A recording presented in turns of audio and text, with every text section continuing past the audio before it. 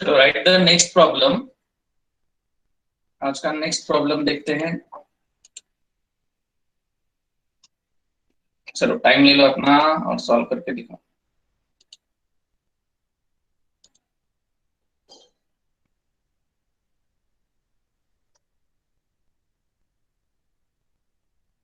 How much calcium oxide will be produced by decomposition of 5 gram of CaCO3?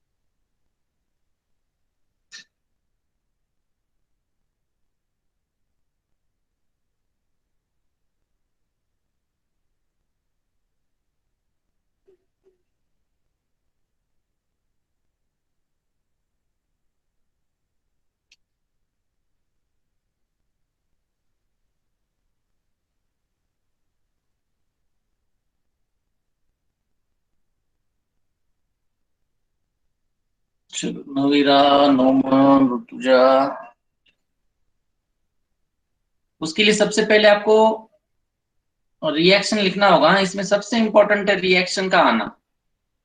अब देखो ये chapter आगे चलकर हर एक चैप्टर में आने वाला है, तो अब जरूरी नहीं है कि सबके सब रिएक्शन अभी आपको इसी चैप्टर में आना चाहिए। ऐसे काफी रिएक्शन है, जब आप रेफरेंस बुक देखोगे ना तो वहां पर आपको रिएक्शन ही लिखना नहीं आएगा। क्यों? क्योंकि उसका रेफरेंस आगे के चैप्टर में है। उसकी वजह से हम ऐसी प्रॉब्लम लेंगे, ऐसी प्रॉब्लम आप भी अभी तक सॉल्व करो जो कि रिएक्शन आपको पता है। अगर रिएक्शन पता ही नहीं तो आप कुछ कर नहीं सकते। चलो मैक्सिमम स्टूडेंट ने आंसर बताया 2.8। चलो डिस्कस करते हैं ये 2.8 करेक्ट है या रॉन्ग है। सबसे पहले रिएक्शन क्या होगी, देखो यहाँ पर कैल्शियम कार्बोनेट से सीओ मिलता है, तो एक ही रिएक्शन आपको पता है, कैल्शियम कार्बोनेट का डिकम्पोजिशन कर दो तो सीएओ और CO2 मिलेगा। अब यहाँ पर देखो कैल्शियम कार्बोनेट का 1 मोल है बराबर कैल्शियम ऑक्साइड का भी 1 मोल है। अब 1 मोल इज इक्वल टू क्या होता है बताओ? 1 मोल इज इक्वल टू हमेशा क्या होता है? नहीं, वॉल्यूम कहां पर आया? यहाँ पर वॉल्यूम की जरूरत ही नहीं ना, गैस नहीं है यहाँ पर। 1 mole is equal to molar mass होता है, ये याद रखो। यानी मोलिक्यूल जरूरत नहीं, मोलिक्यूल पूछा ही नहीं ना, हमें मास निकालना है तो मोलार मास का रिलेशन निकालना है। तो 1 मोल कैल्शियम कार्बोनेट का मास कितना होगा? मोलार मास मतलब 100 ग्राम।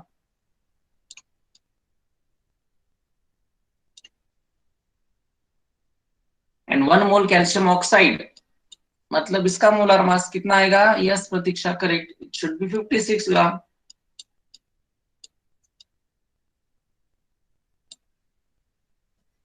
ठीक है। अब आपको पूछा गया है 5 ग्राम के लिए कितना लगेगा।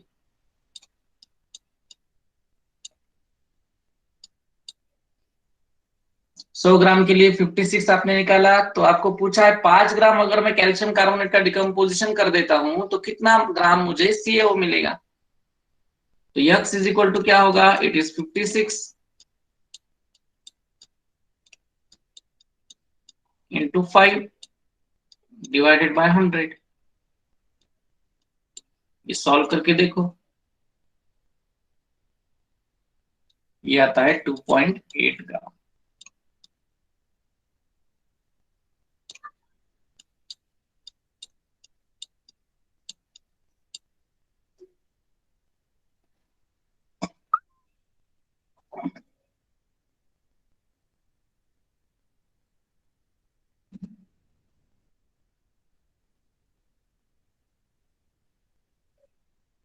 क्लियर? ऐसे प्रॉब्लम को आपको रिएक्शन लिखना होगा, रिएक्शन से मास लेना है, वॉल्यूम लेना है, ये डिसाइड करना होगा, ये बताएगा आपको क्वेश्चन। अब क्वेश्चन में पूछा था how much calcium oxide produce, मतलब मास पूछा है।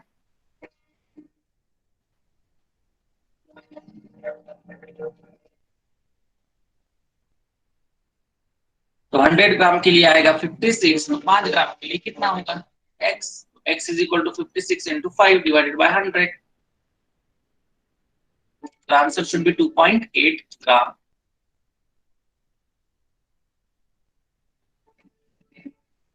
चलो वो आई प्रॉब्लम। नेक्स्ट प्रॉब्लम लेता हूं।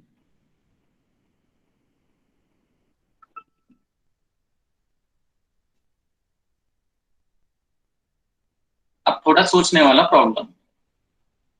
How many liters of oxygen at STP are required to burn completely 2.2 gram of propane?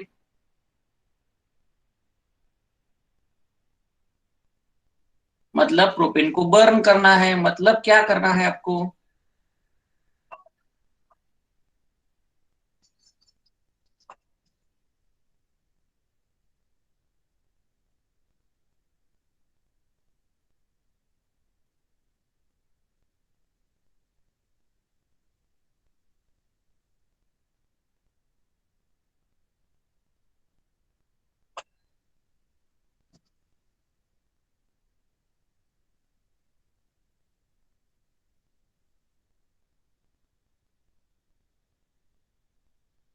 अब यहां पर उन्होंने दिया मास और पूछा वॉल्यूम, तो मास और वॉल्यूम का रिलेशन आपको पता होना जरूरी।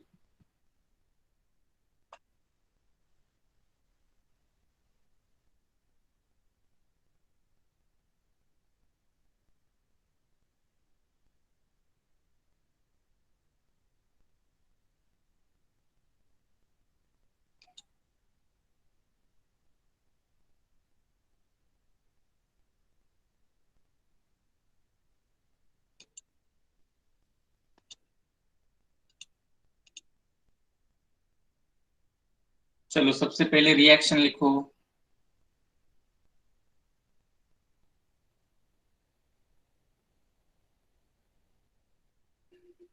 फिर उसको बैलेंस करो।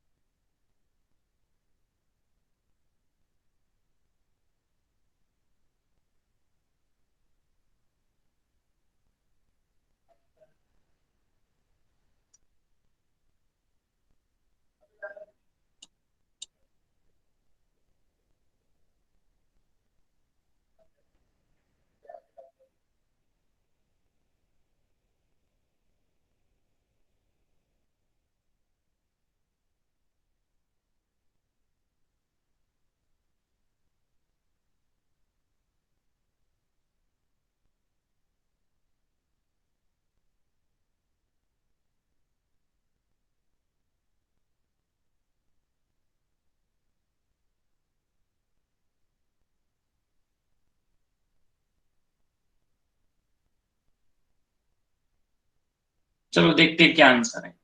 सबसे पहले तो रिएक्शन बैलेंसिंग आपकी होगी। एक मोल प्रोपेन का अगर हम कंबशन करते हैं ऑक्सीजन के साथ तो आपको CO2H2 मिलेगा। बैलेंस रिएक्शन हुई, ये 5 मोल ऑक्सीजन के लगेंगे।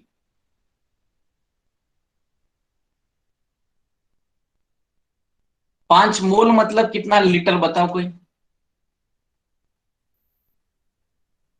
5 मोल मतलब कितना लीटर, क्योंकि अभी हमें ऑक्सीजन का लीटर निकालना है ना, वॉल्यूम निकालना है, तो लीटर का रिलेशन लेना होगा ऑक्सीजन का।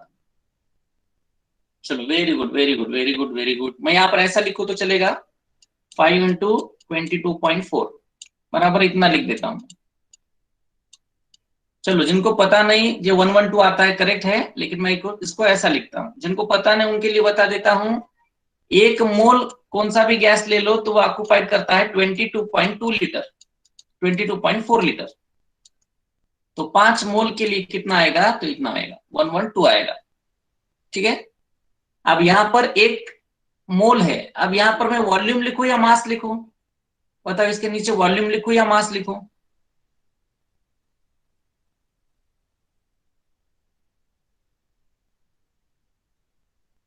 वॉल्यूम क्यों लिखना है?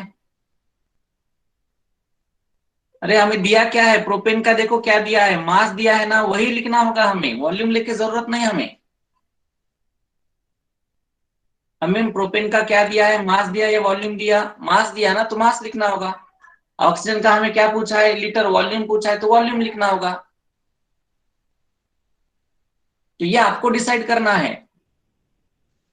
तो 1 मोल प्रोपेन मतलब कितना मास होता है बताओ? 1 मोल प्रोपेन मतलब कितना मास? यस वेरी गुड, 44 आएगा।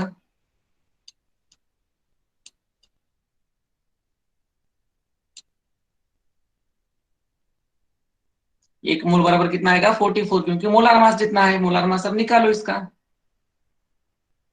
ठीक है।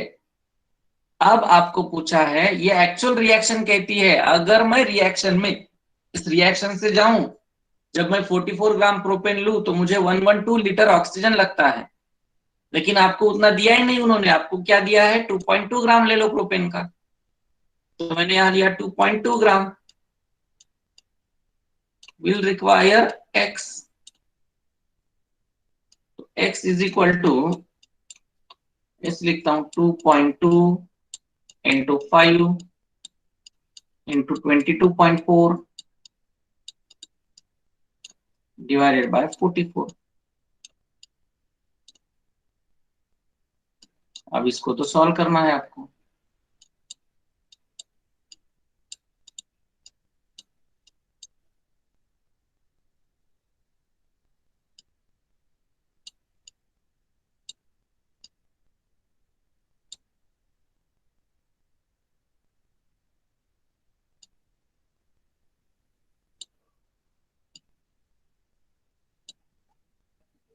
अब ये कैलकुलेशन करके बताओ।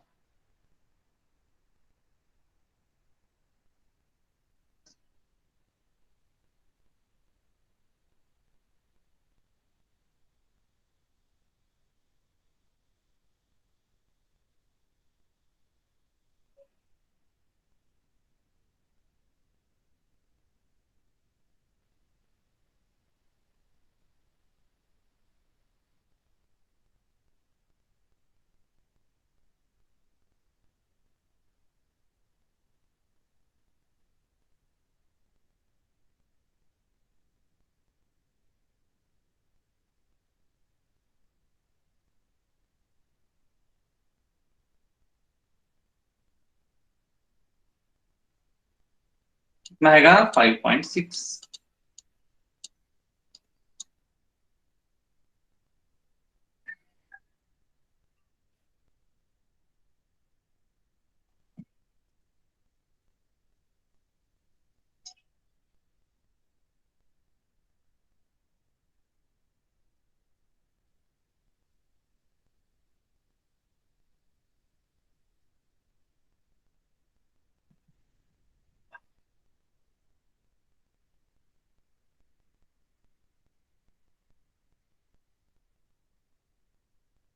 कैलकुलेशन बराबर किया आपने?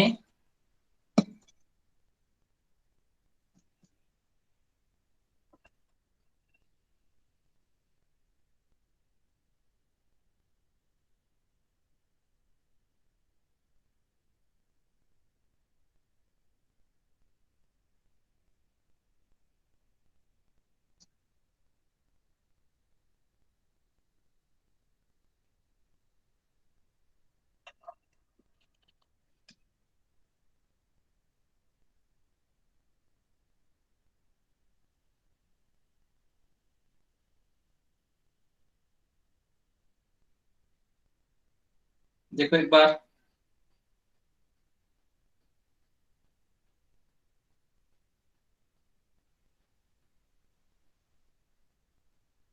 कितना आता है फिर?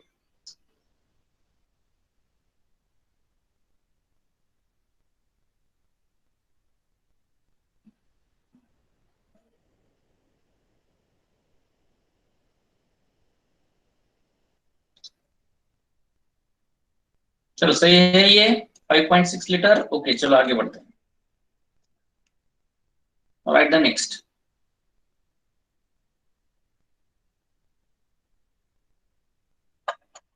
How much oxygen is required for complete combustion of 560 gram of ethane.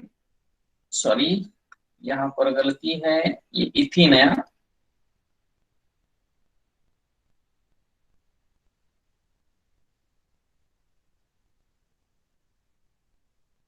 How much oxygen is required for complete combustion of 560 gram of ethene? अब ऑप्शन को देखकर डिसाइड करो। हाँ, आपको मास लेना है, वॉल्यूम लेना है, या मोल्स लेना है, या पार्टिकल्स लेना है, ये आपको ऑप्शन देखने के बाद पता चलेगा।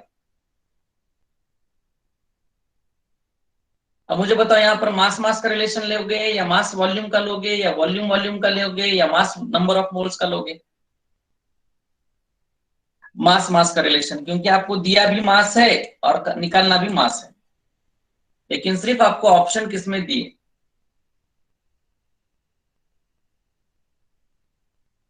किलोग्राम में ऑप्शन दिए और प्रॉब्लम में मास ग्राम में दिए, मतलब यहां पर आपको कन्वर्जन करना है। चलो पहले रिएक्शन लिखते हैं। इथीन, इथीन मतलब C2H4, करेक्ट।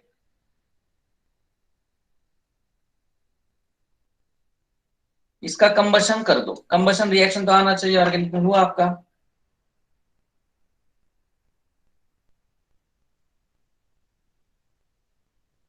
चलो देख लो करके, बाकी स्टूडेंट का तो आंसर आ भी गया।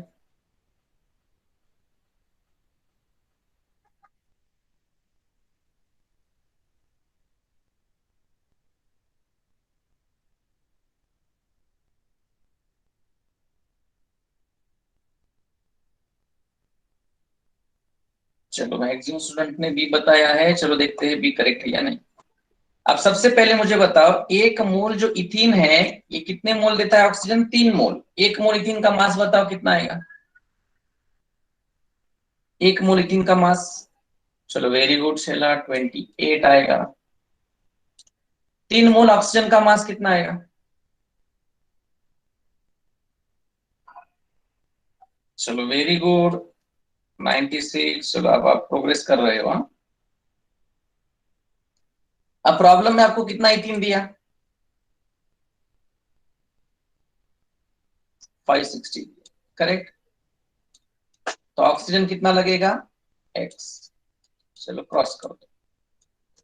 तो x is equal to 96 into 560 divided by 28।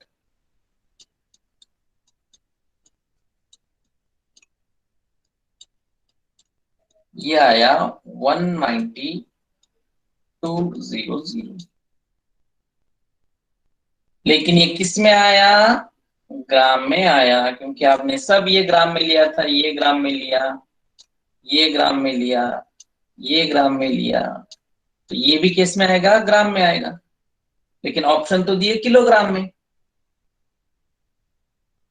तो 1 gram is equal to 10⁻³ -3 kilogram. -3 मतलब पीछे आ जाओ, तो आएगा 1.92 kg। चलो सबसे पहले आंसर बताया था मृणाल ने।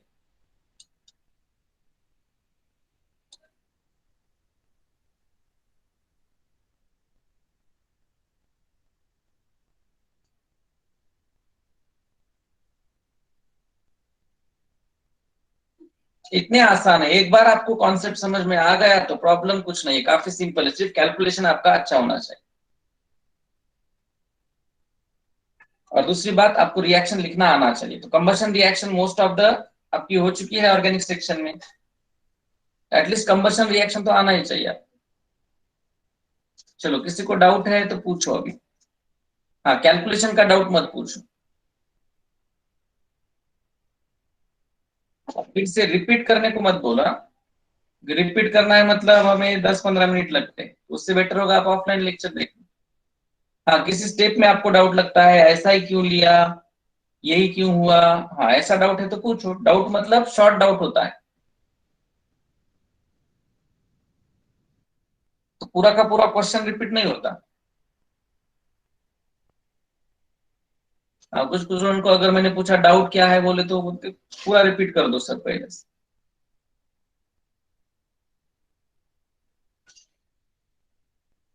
चलो नहीं है किसी को doubt?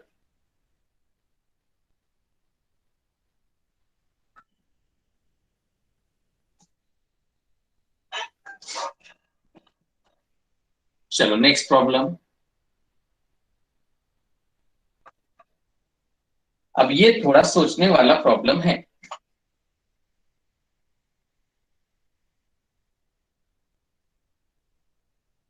How many moles of oxygen gas produced during electrolytic decomposition of 180 gram of water? मैंने रिएक्शन लिख कर दी है, वाटर का डिकम्पोजिशन किया है, तो आपको पूछा है how many moles of oxygen gas produced.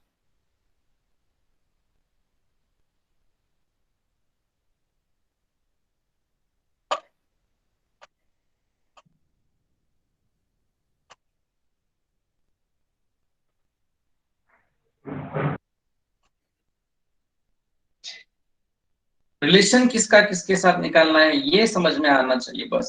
Problem काफी सिंपल। नहीं नहीं, रिएक्शन में एग्जाम में रिएक्शन नहीं देते हैं, वो आपको ही निकालना होता है।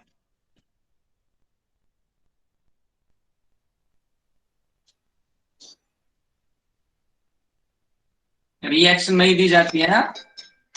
अभी मैक्सिमम रिएक्शन की प्रैक्टिस आपकी आगे चलकर जैसे चैप्टर बढ़ेंगे वहां पर होगी। चलो अभी तक तो किसी ने रॉन्ग नहीं दिया है, देखते हैं क्या करना। अब यहां पर आपको पूछा क्या है, मोल्स पूछा है, और दिया क्या है, मास। किसका किसके साथ है, वाटर का ऑक्सीजन के साथ पूछा, तो हमें ये दो इंपॉर्टेंट है, वाटर एंड ऑक्सीजन।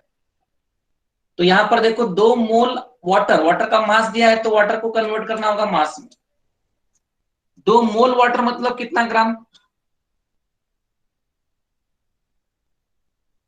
चलो 1 मोल मतलब 18 था, तो 2 मोल मतलब 36 आएगा। 36 ग्राम से अब आपको मास में कन्वर्ट करने की जरूरत नहीं, आपको मोल ही निकालना है। तो यहां पर देखो 36 ग्राम से कितना मोल ऑक्सीजन मिलता है, 1 मोल मिलता है। तो अब आपको रिएक्शन में दिया है 180 ग्राम से कितना मिलेगा।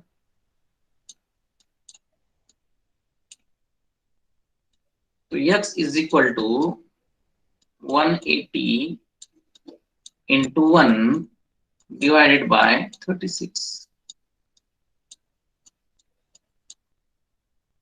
ये आएगा 5।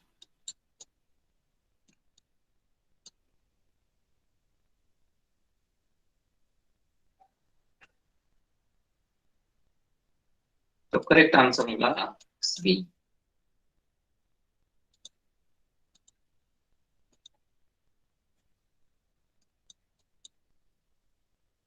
चलो है किसी को डाउट?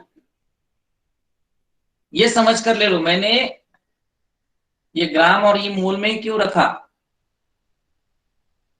कुछ स्टूडेंट का डाउट होगा यहाँ पर कि यहाँ पर तो ग्राम लिया, पिछले प्रॉब्लम में ग्राम लिया, यहाँ पर मोल क्यों रखा? क्यों रखा?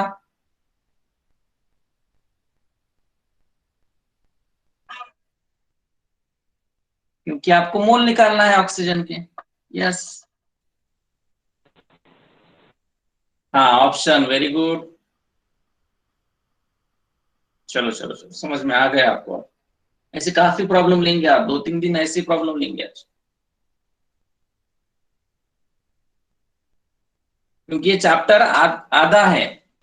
मतलब अब अभी आप एमसीक्यू सॉल्व करने जाओगे तो ये क्लियर नहीं होगा चैप्टर, काफी प्रॉब्लम आएंगी। क्यों आएंगी? क्योंकि कई ऐसे क्वेश्चन होंगे जहां पर आपको रिएक्शन ही नहीं लिखना आएगा।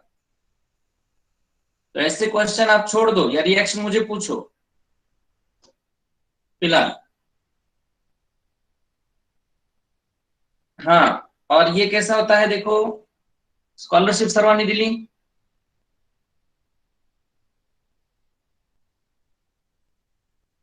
स्कॉलरशिप मध्ये बुद्धिमत्तेचे क्वेश्चन कसे असतात, सरळ काहीच विचारत नाही,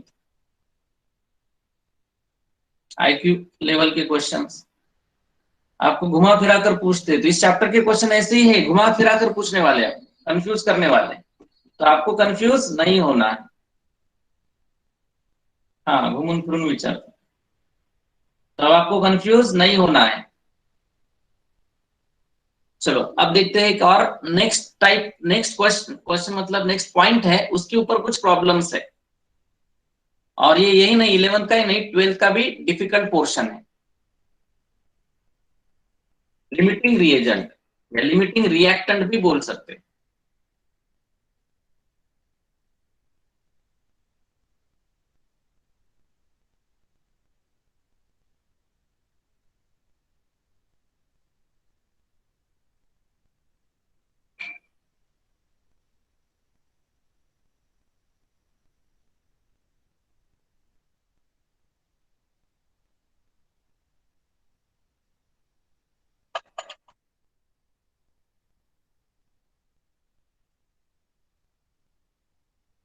चलो एक बेस्ट एग्जांपल हम लेंगे जो आपके डेली रूटीन का है, वो एग्जांपल लेंगे इसके लिए, क्योंकि ये काफी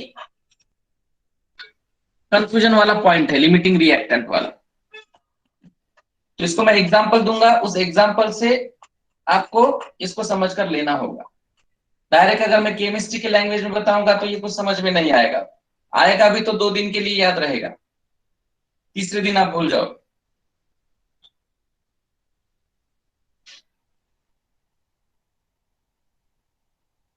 चलो मान लो आपको बनाना है चाय, चाह बनवाई से तुम्हारा टी बनाना है आपको, ठीक है, बिना पानी वाली। चलो क्या क्या लगेगा मुझे बताओ।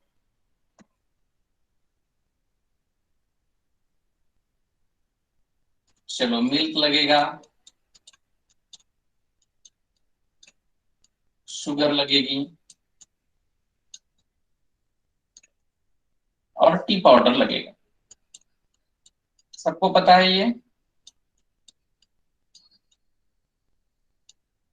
आपके घर में मेहमान आए हैं और उनको आपके लिए चाय बनाना है, तो आपको लगेगा milk, sugar and T powder, ठीक है। तो ये कोई रेसिपी का क्लास चल नहीं रहा, ये सिर्फ मैं एग्जांपल दे रहा हूँ, नहीं तो आपको लगेगा रेसिपी बता रहे। ये सबको पता है, ठीक है। आपके घर में मेहमान आए हैं 5, तो आपको कितने कप चाय बनाना है।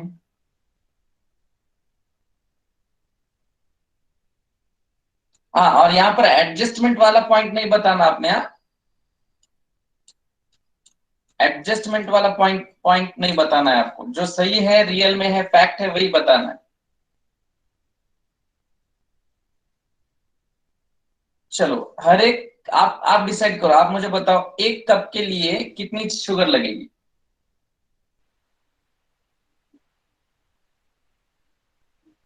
चलो 2 स्पून का 1 स्पून, चलो 1 स्पून मान लेते हैं, ठीक है, 1 स्पून मान लेते हैं,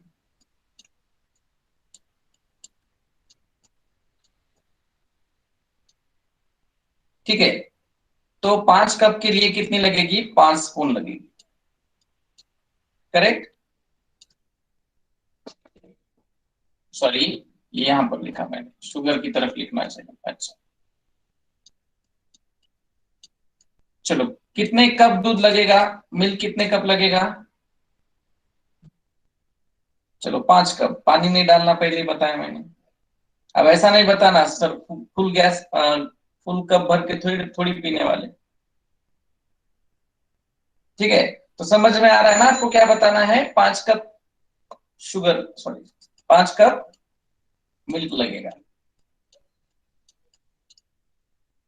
और टी पाउडर,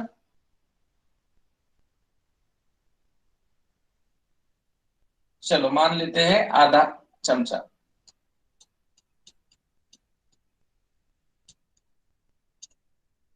आधा चमचा मतलब कितना हुआ ये, 2.5।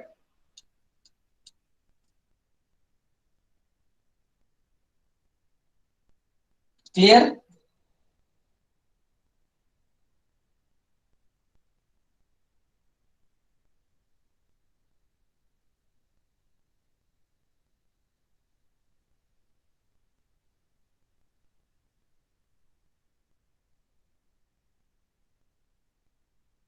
ठीक है, अब इतना सारा आपके घर में होना चाहिए, तभी आप क्या बना सकते हो, 5 कप चाय बना सकते हो।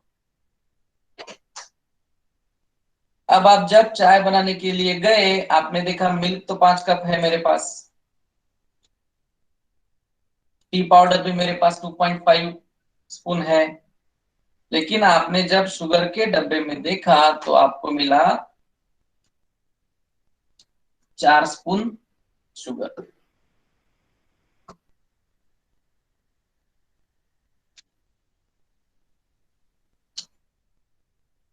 तो मुझे बताओ, अब आप कितने कप चाय बनाओगे?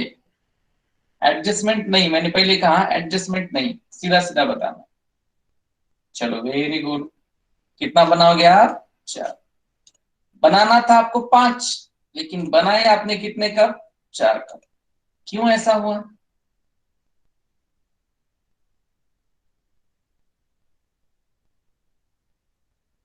यस, क्योंकि मेरी शुगर मेरे पास 4 चमचे ही थी, 4 स्पून थी। मतलब अब आप कितना चाय बनाओगे ये कौन डिसाइड करेगा? मिल्क डिसाइड करेगा, शुगर डिसाइड करेगा, या टी पाउडर? शुगर डिसाइड करेगा। ठीक है, तो इसे कहना है आपको लिमिटिंग रिएक्टेंट या लिमिटिंग रिएजेंट।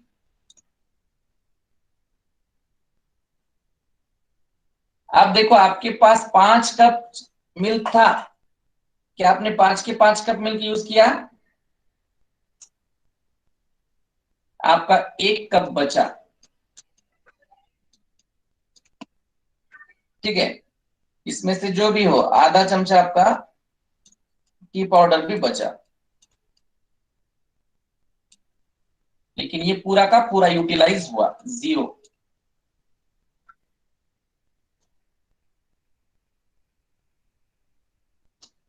ये आपका एक्सेस हुआ ना, ये एक्सेस बचे वाला, इसे हम क्या कहेंगे? एक्सेस। तो रिएक्शन में याद रखो, जो दो रिएक्टेंट होते हैं वहां पर हम बात कर रहे हैं, एक रिएक्टेंट के लिए नहीं, दो रिएक्टेंट होना चाहिए। उसमें से एक आपका होगा लिमिटिंग रिएक्टेंट और दूसरा क्या होगा? बताओ दूसरा क्या कहेंगे हम? यस, एक्सेस कहेंगे। एक को लिमिटिंग कहेंगे, दूसरे को एक्सेस कहेंगे। अब मुझे बताओ, जो प्रोडक्ट मुझे मिला वो डिसाइड किसके ऊपर हुआ, लिमिटिंग के ऊपर हुआ या एक्सेस के ऊपर हुआ? प्रोडक्ट जो डिटरमाइन किया आपने, वो लिमिटिंग के ऊपर हुआ या एक्सेस के ऊपर? लिमिटिंग। इसका मतलब लिमिटिंग रिएक्टेंट ऐसा है जो रिएक्शन में पूरी तरीके से यूज होता है। लिमिटिंग रिएक्टेंट आपका ऐसा रिएक्टेंट है जो पूरी तरीके से रिएक्शन में यूटिलाइज होता है, और वो डिसाइड करता है प्रोडक्ट आपको कितना मिलेगा, और वो डिसाइड करता है आपको प्रोडक्ट कितना मिलेगा।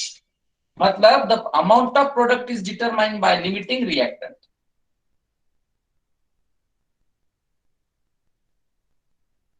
Is it clear? सबको क्लियर है?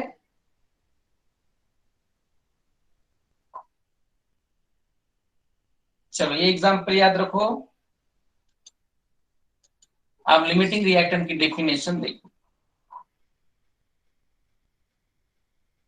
Reactant which gets consume first, सबसे पहले या कंप्लीटली कंज्यूम होगा, and limits the amount of product is called limiting reagent.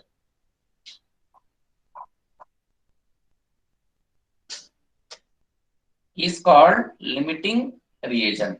बराबर है? जो रिएक्टेंट सबसे पहले कंज्यूम होगा या पूरा का पूरा कंज्यूम होगा, कंज्यूम कंप्लीटली भी बोल सकते,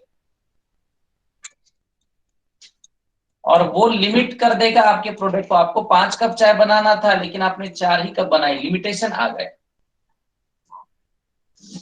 क्यों लिमिटेशन आ गया? क्योंकि वो लेस अमाउंट में था।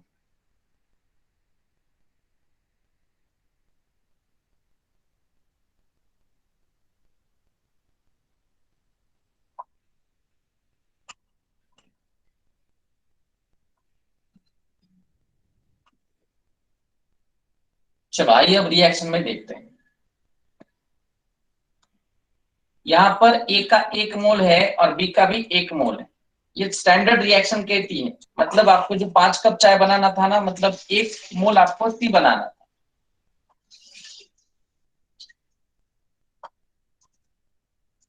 अब एक्चुअल ये रिएक्शन कहती है, रिएक्शन का कहना है कि 1 मोल आप जब ए लोगे और 1 मोल आप बी लोगे तो आपको 1 मोल सी मिलेगा।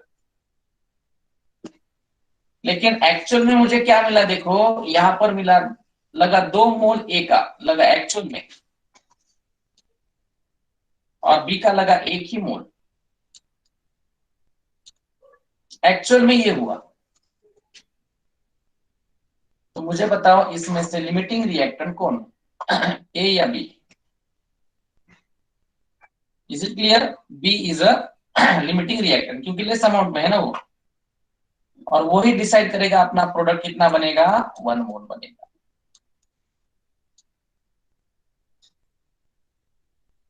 अब मोल की जगह मैं मास भी दे सकता हूं ना।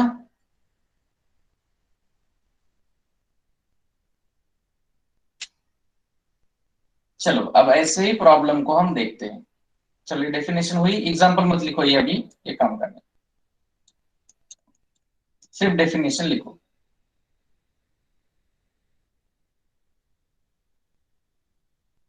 और उसके आगे लिखो the reactant which is present in excess, the reactant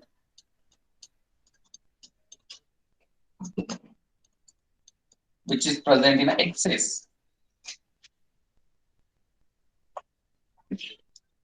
is called excess reactant. Is called excess reactant.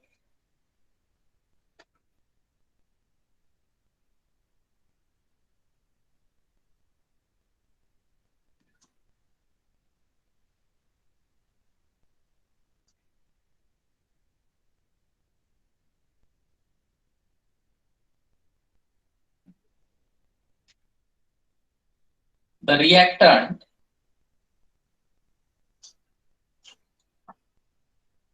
which present in excess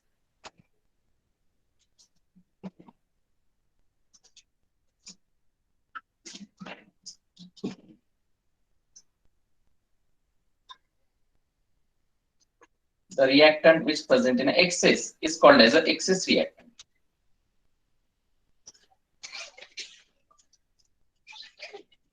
नहीं, यहां पर 2 रिएक्टेंट कम से कम होना चाहिए, उसके लिए ही एप्लीकेबल। एक रिएक्शन है तो वही लिमिटिंग होगा, वही एक्सेस होगा, उसमें तो लिमिटिंग रिएक्टेंट आएगा ही नहीं। 2 है तब कंपैरिजन होगा। चलो राइट द फर्स्ट प्रॉब्लम।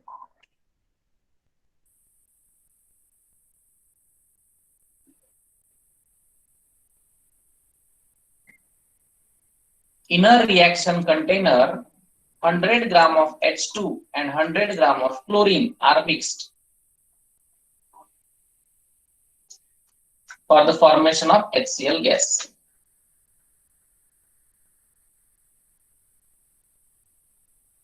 अब इसमें से लिमिटिंग रिएजेंट कौन है और कितना HCl यहां पर फॉर्म होगा, ये आपको निकालना है।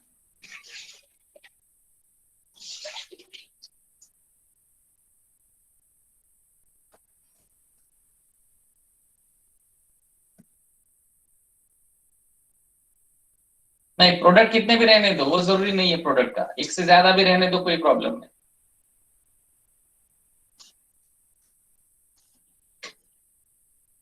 नहीं नहीं नहीं, इतना सिंपल नहीं है प्रॉब्लम।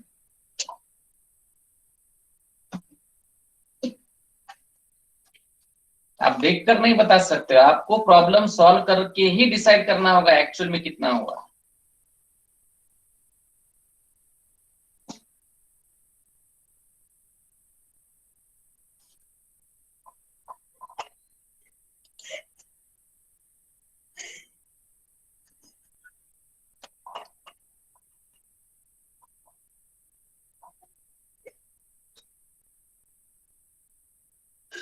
चलो गैस मत लगाओ, चलो मैं पूरा समझा देता हूं ये प्रॉब्लम, मैं 2-3 मेथड से समझा देता हूं।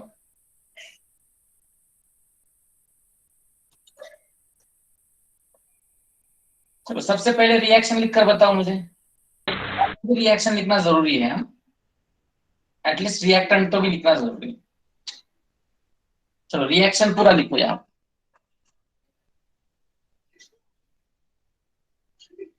चलो वेरी गुड नवीरा। H2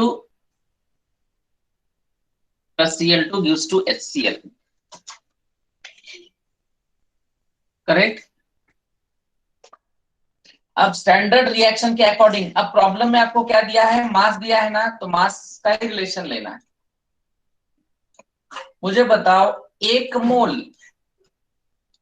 1 मोल हाइड्रोजन मतलब कितना ग्राम?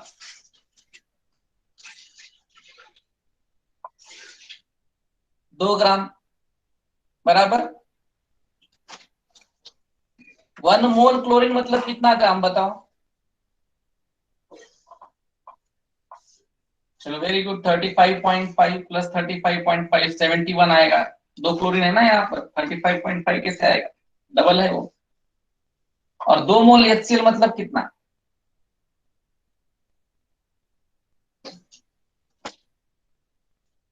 73 आएगा। 1 मोल होता तो 36.5 आता, बराबर। 2 मोल होने की वजह से कितना आएगा, 73।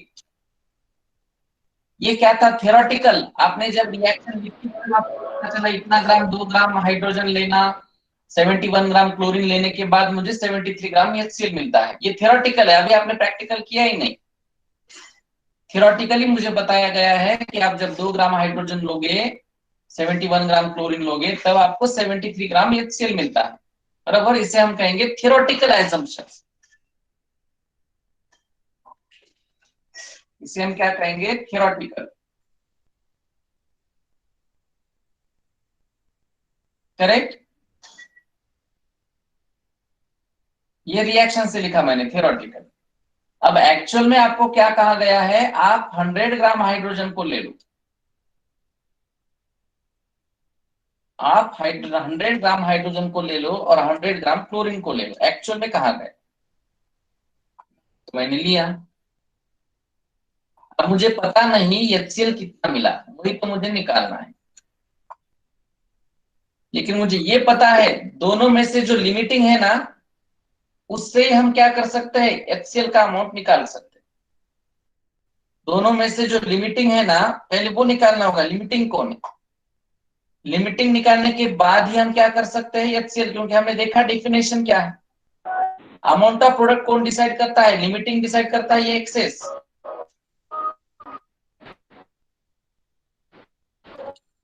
लिमिटिंग डिसाइड करता है। अरे माइक किसका चल रहा है?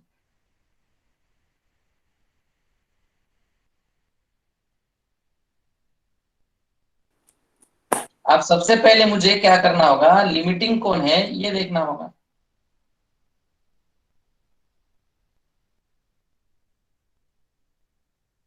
चलो आइए अब देखते हैं लिमिटिंग कैसे निकालना है। तो लिमिटिंग, जिसके मोल्स कम है वो लिमिटिंग होगा, जिसके मोल्स कम लगे ना वो लिमिटिंग होगा, तो मोल्स निकाल दो। चलो पहले मैं हाइड्रोजन के मोल्स निकालता हूं, बताओ फार्मूला क्या है मोल्स निकालने का।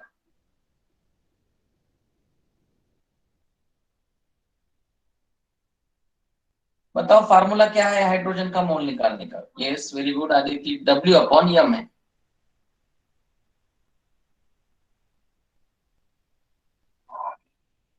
W/M, देखो नंबर ऑफ हाइड्रोजन के मोल्स निकाले। गिवन वेट कितना दिया था मुझे, 100, और मोलर मास कितना था, 2, बराबर है ना। हाइड्रोजन का मोलर मास कितना था, 2 था। कितने मोल्स मिले मुझे, 50 मोल्स मिले।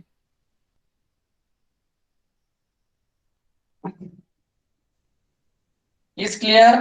क्या निकालना है आपको, दोनों के मोल्स निकालना है, डिसाइड करना है ना, हमें कंपैरिजन करना है कौन लिमिटिंग है।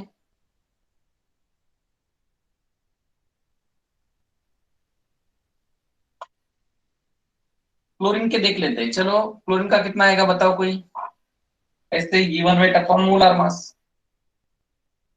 चलो आर्या, काजी, चिरंतन, करेक्ट, 1.4 मोल आएगा। क्लियर।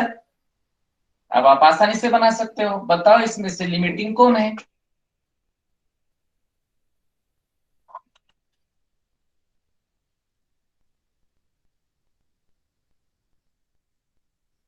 क्लोरीन लिमिटिंग है, मतलब लिमिटिंग रिएक्टेंट निकालने के लिए आपको नंबर ऑफ मोल्स निकालना होगा। मास से नहीं बता सकते, हम मोल से बता सकते हैं। मोल्स निकालो, आपको पता चल जाएगा। ठीक है, अब एक तो हो गया मेरा व्हाट इज लिमिटिंग रिएक्टेंट, तो क्लोरीन लिमिटिंग रिएक्टेंट है, ये मुझे पता चल गया। अब मुझे देखना है how much HCl is form. अब मैंने मोल का निकाला, तो मोल का रिलेशन देखो, मोल का रिलेशन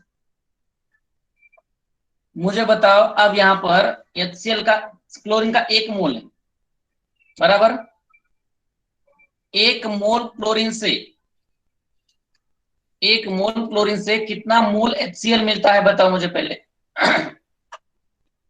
एक मोल क्लोरीन से, हाँ वेरी गुड, 2 मोल क्या मिलता है, HCl मिलता है।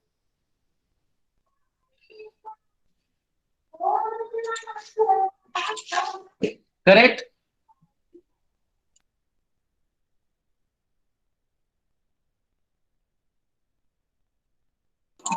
चलो, 2 मोल क्या मिलता है, HCl मिलता है। अब मुझे बताओ आपके पास क्लोरीन के एक्चुअल में कितने मोल्स अवेलेबल है।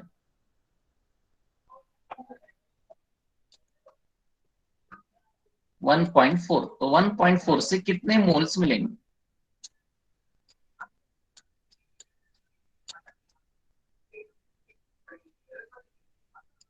2.8 मोल मिलेंगे। लेकिन आपको तो पूछा है मास, ये तो निकाले आपने मोल। अब मोल का मास में कन्वर्ट करना आसान है, given weight upon molar mass से निकालो। 2.8 मोल है, गिवन वेट मुझे निकालना है, मोलर मास HCl का कितना है, 70, सॉरी 35.5, 36.5। तो ये वेट कितना आ जाएगा HCl का, शायद ये आएगा 102.8।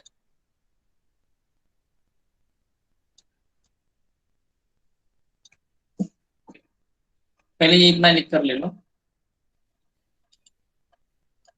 आगे का फिर से बताता हूँ।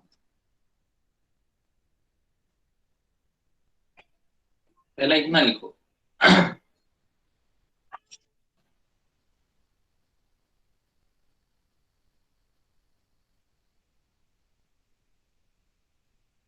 चलो ये हुआ, ये तो पता चल गया आपको क्लोरीन क्या है, लिमिटिंग रिएक्टेंट। नीचे लिखो ये Cl2 is limiting reactant,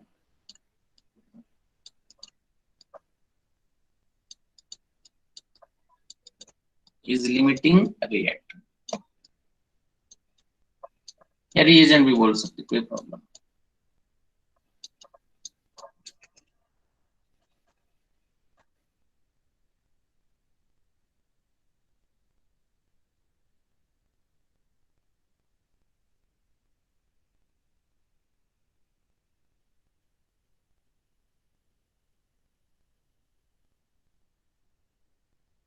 चलो अब रिएक्शन से बताओ, 1 मोल क्लोरीन 2 मोल HCl देता है, बराबर। 1 मोल क्लोरीन 2 मोल HCl देता है, तो 1.4 मोल क्लोरीन कितना देगा, X मोल। तो इसको क्या कर दो, क्रॉस कर दो और X निकालो। X आ जाएगा 2.8 मोल, 2.8 मोल HCl प्रोड्यूस होगा। लेकिन अब ऑप्शन के ऊपर डिपेंड है, आपको अगर ऑप्शन में मोल दिया तो यहां पर ही रुक जाना है। अगर ऑप्शन में आपको मास दिया तो आपको फिर से क्या करना होगा, given weight upon molar mass से निकालना होगा। नंबर ऑफ मोल HCl के आपने कितने निकाले, 0.8, और मोलर मास HCl का कितना है, 36.5।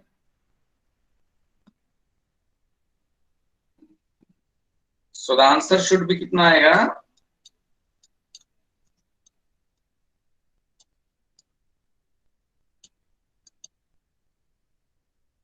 हाँ 102.2 आएगा।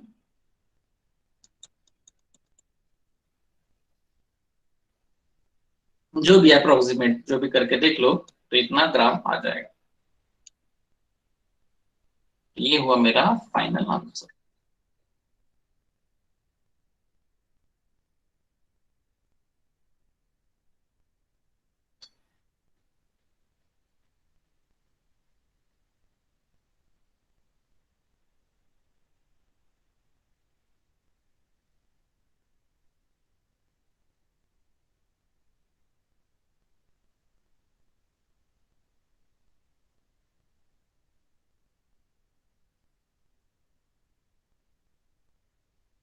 चलो हुआ ये।